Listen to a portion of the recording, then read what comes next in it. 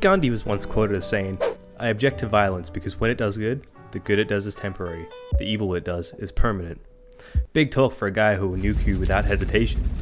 Nevertheless, with the amount of growing violence that surrounds us in society, he does make a good point. It's hard to remain peaceful when surrounded by images of violence and killing, and with the continuously growing popularity of the Battle Royale genre that pits you into a kill-or-be-killed environment, how are you supposed to survive without murdering anyone that comes near you? Or so we think. I have taken it upon myself to bring change to these games and figure out which Battle Royale game will let you get the furthest without having to murder anyone.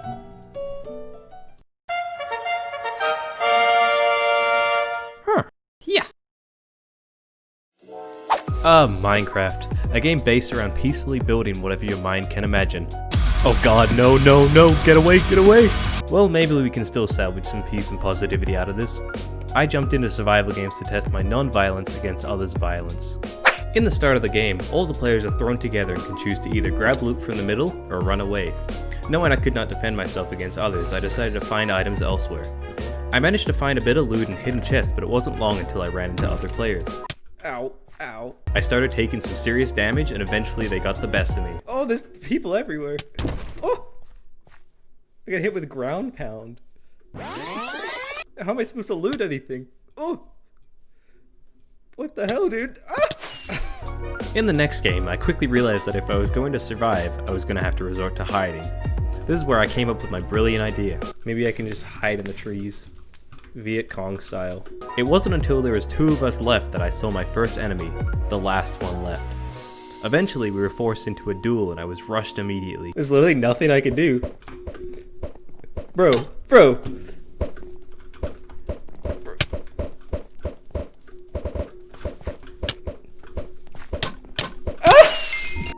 Even after my second place, I still felt like there was more I could do. What if I could hide in the final arena? In the next game, again, I immediately ran away. This guy doesn't care that I'm walking right next to him. But this time I headed towards the water. I managed to get some decent loot and realized I could intimidate enemies into thinking I was going to attack them without actually hitting them. Yeah, that's right, buddy. Don't even mess with me, boy. This went wrong when I scared a guy into heading towards another enemy. I don't think that's where you want to go, buddy. Oh no. This time, when I made it to the arena, there were just 3 of us, and while the other 2 were busy fighting, I found my hiding place. When it was just 2 of us left, I continued hiding and played with the enemy without him actually finding me.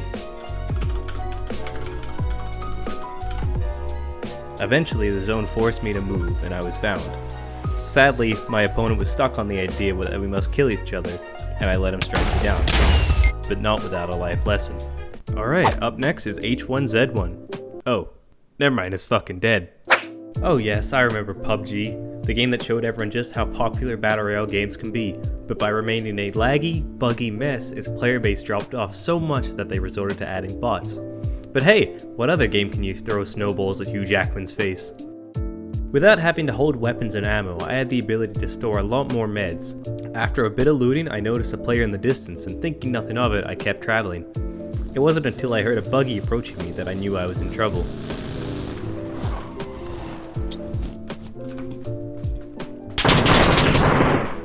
I managed to dodge numerous shots.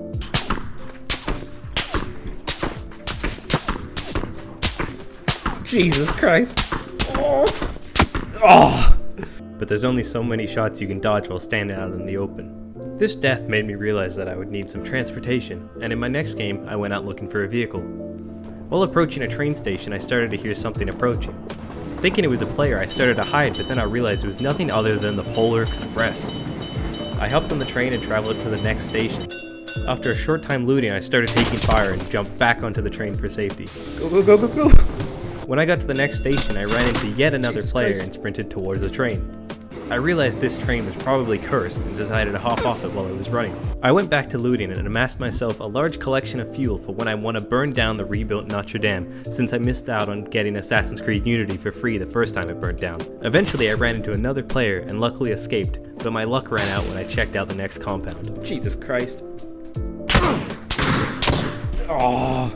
My observations showed that PUBG is too full of trigger-happy players to allow for a safe and peaceful experience. Fortnite, the battle royale game that young children can play.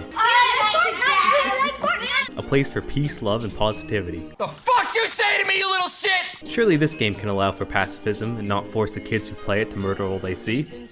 After jumping into a game, I learned that Fortnite is the only battle royale game where you have to unlock the map. What the fuck is this, dude? Much like PUBG, I went looking for vehicles and grabbed myself a boat, and then upgraded to a helicopter. I realized that the helicopters has no fuel limit, so I knew that this was my best bet at getting to the end of the game. I flew to a small island and started getting comfortable, but was then shot at and decided to make some renovations. Once the circle closed in, I got back into the helicopter and flew to the top of the map. Since I was so high up, no players noticed me and I managed to get to the last few players. The circle kept getting smaller and smaller, and when it was eventually just me and one other player, the circle got too small for my helicopter, and I decided it was time to put on the loudspeakers and make my way down. Here I come! Oh shit! Warzone is what PUBG would have been if it was made by slightly more competent developers, but by being a whopping 95 gigabytes and still being laggy, it's the equivalent of putting a Ferrari body on a tuk-tuk. Sure, it seems good, but it actually runs like shit. Warzone differs from other battle royale games in that you can equip loadouts made before the game. In my case, I made my peaceful no-shooty loadout containing a riot shield and flash grenades.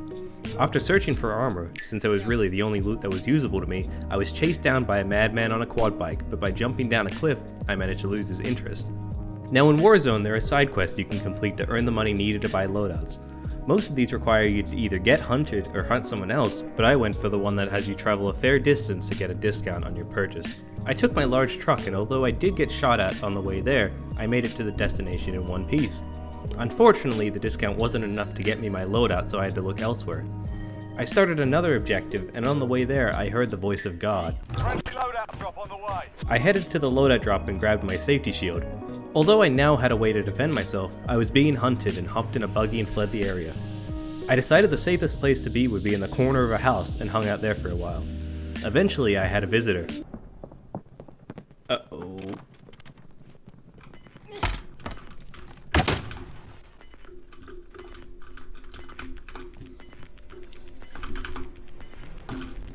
After blinding my guest, I ran back into the house and hid in the closet.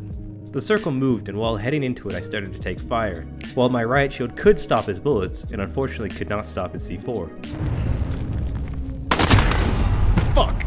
While I didn't win in Warzone, it at least gave me objectives to complete and things to work towards without having to shoot someone. Hyperscape is the latest game to the Battle Royale table. It's similar to the now dead Darwin project in that it allows for viewers to interact with the game's events and has abilities that players can equip alongside guns. It also pushes you to continue looting throughout the game, since picking up multiple of the same weapon or ability upgrades it. Although I couldn't use any weapons, I could still use abilities to help me win the game, and I decided that using teleport and invisibility would allow me to get out of situations easily. I had a few close encounters with enemies, but mostly managed to stay out of harm's way. Oh, I didn't want to mess with that. Once I got to the max level on my abilities, I found a nice building to stay in. All I had to do now was sit still and focus. Huh? My sector soon collapsed and I had to move towards more players. I sat inside the central palace and waited for more players to die. Now the end game of Hyperscape is pretty different to other games in that when it gets to a small number of players, a crown spawns that when you grab it, you get revealed to everyone on the map. But if you hold it for 45 seconds, you win the game. I realized that this was my only chance of winning and rushed to be the first to grab it. As soon as I grabbed the crown, I was waiting to be bombarded by enemies, but everyone was too busy fighting each other to even think about me. I ran under a bridge and could hear that the two other players were still fighting each other. By the time one of them died, it was too late for the other to get to me. 2 left.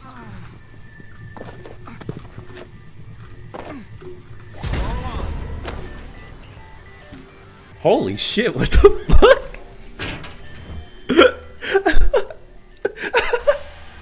Who would have thought that Ubisoft, the creator of numerous games where you're forced to kill others, would allow for a player to win a game without dealing any damage? So there we have it, folks. Most of these games are fine to get to the final few players, but almost impossible to win. Anyway, thanks for watching. If you enjoyed, make sure to like the video, and I plan to have more videos put out in the near future, so subscribe to stay updated on those. Also make sure to follow me on Twitch and Twitter for further updates. Take care guys, and stay peaceful.